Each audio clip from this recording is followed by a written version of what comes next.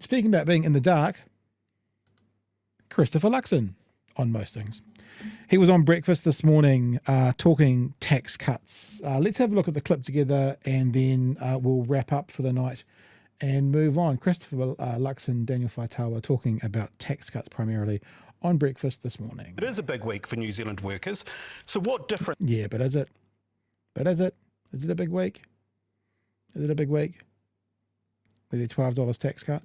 Will these cuts make to families? Well, look, this is a big week because there actually hasn't been tax relief provided to lower middle income working New Zealanders for over 14 years. And what this means is that we're actually letting New Zealanders keep more of their own money in their pocket to spend and save as they see fit. And for many people, that's going to help them with this cost of living crisis with respect to paying for the groceries, being able to help support their kids. Are you serious, Kiwi Bird? You're getting $1? Like, this is the thing as well. I think they say the average is something like $17 or $12, which does sound like something, but then by the same amount, this government's cancelling a whole lot of stuff, like, for example, buses, for free buses or half price buses. So some people might be saving $12 or getting $12 a week in their tax cuts, but then paying $20, $30, $40 a week more for their transport. It also, if you look at rates and rents still going up, it doesn't make you any better off.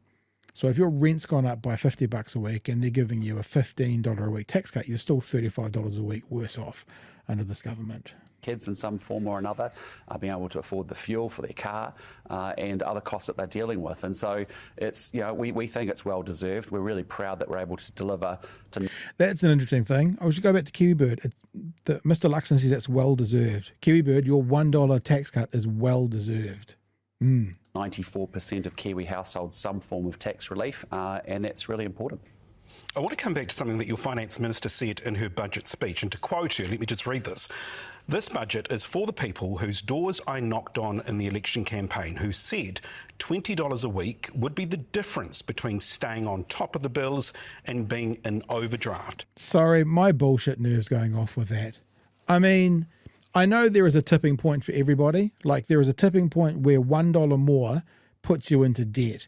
But I don't believe that anybody said to the minister last year, this $20 a week is now going to finally put me in the positive.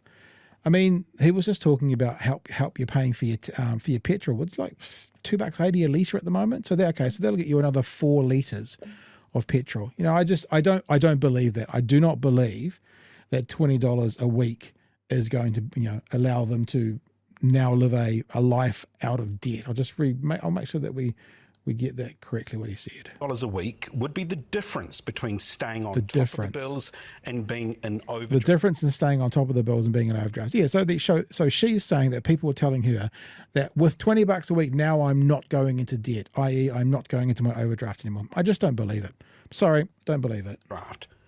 But Prime Minister, for minimum wage workers, they are only $12 better off under these tax cuts. I mean, will that keep them above the bills that they're trying to pay daily? Yeah, well, what I'd just say here, Daniel, is what we've done is we've taken the tax thresholds that have existed for a long period of time. Notice he's not answering the question, because the question is, do you honestly believe $12 a week is going to keep people out of debt? $12 a week.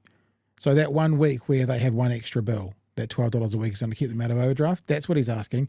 And as you can see, as Mr. Luxon shows you the size of his hands, he's not going to answer the question. Lifted them up because people have been being caught in higher tax brackets as they've had pay increases.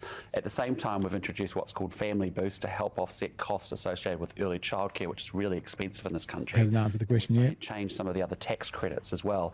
So I just encourage everybody, jump on the tax calculator and actually put in your numbers and see what you're entitled to.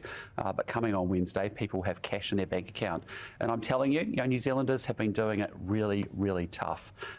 See, again, you can't have it both ways, Mr. Luxon. You can't say New Zealanders are doing it really, really tough. What the picture you're painting of how New Zealanders are doing is like, people are in a death spiral, like really, really tough. You can't paint it that way and then say, but $12 is going to fix it all. Because if you're only out by $12 a week, you're not doing it really, really tough. You're a bit short. You put something else on Trade Me. You're a little bit short. $12 a week is a smidge short. It's not really, really tough. So if the government's going to sell that because of Labor, people have been living really, really tough, his words again, and then give them $12 a week, you can't have it both ways. You're either a tiny bit short, so we're going to give you a tiny bit, or you're doing it really, really tough, and we're going to make it so you get a lot back so you can be out of that really, really tough situation. You cannot have it both ways. I know people are just struggling to get through from paycheck to paycheck each and every week to be able to go through the groceries. We've got some good encouraging signs. Inflation's now down to 3.3%. Food prices have fallen for the first time in the last year, which is really good. And our plan is starting to work. Rental prices and rates are still a sticking point. There's lots of costs across the system, Daniel, and that's why we want to get tax relief to New Zealanders now. We also want to get inflation under control. When we do that, we can lower interest rates, we can get the economy moving, and we can keep people in employment, and that's what we're working so hard at in our government. I don't think you answered my question, Prime Minister, so I'm just going to come back to the minimum wage earners. They are only $12 better off under these tax cuts. Again, I'm asking you, will this $12 keep them on top of their bills?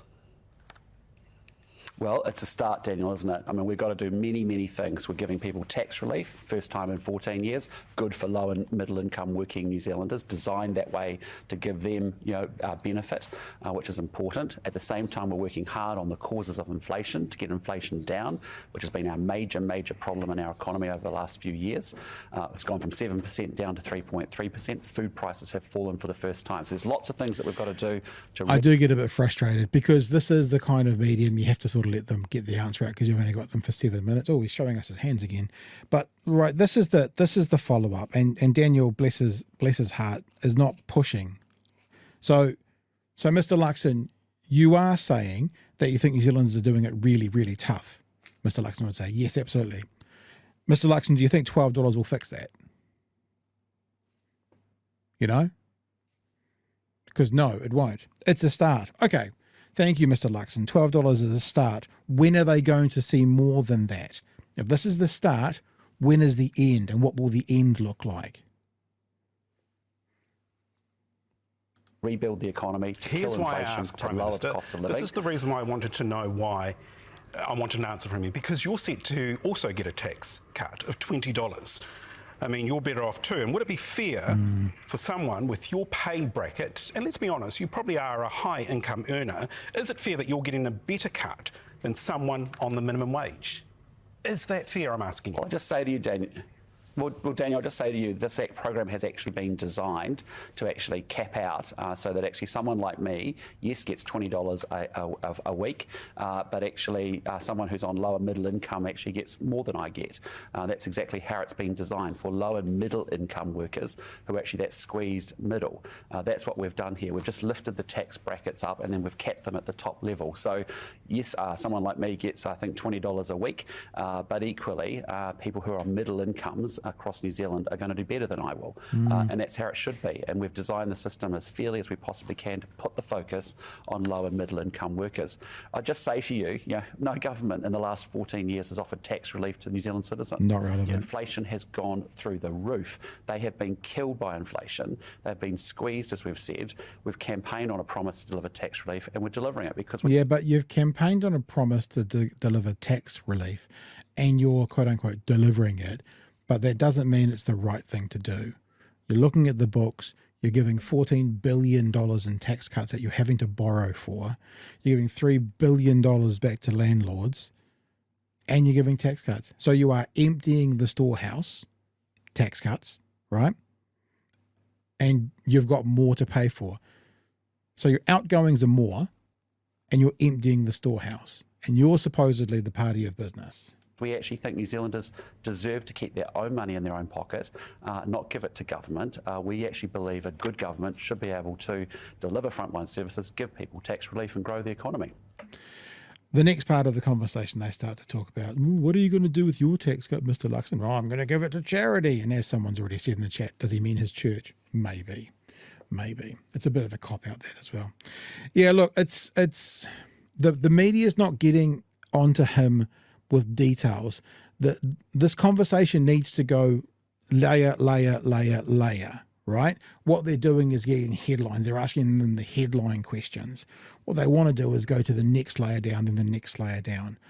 Because I don't know how many, I really honestly don't know how many people out there $20 a week would make a difference. I mean, of course it'll make a difference, but the word I always like to put beside tax cuts is meaningful difference.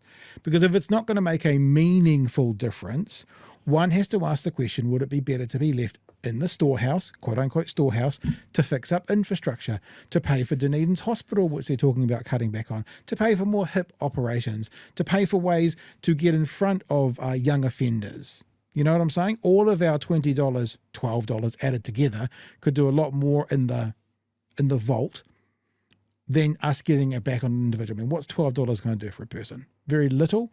For most people. Look, I know some people are going to have a crack and go, oh, it's going to be really useful for me. Sure. I believe you would be the exception and not the rule. That's what I would believe.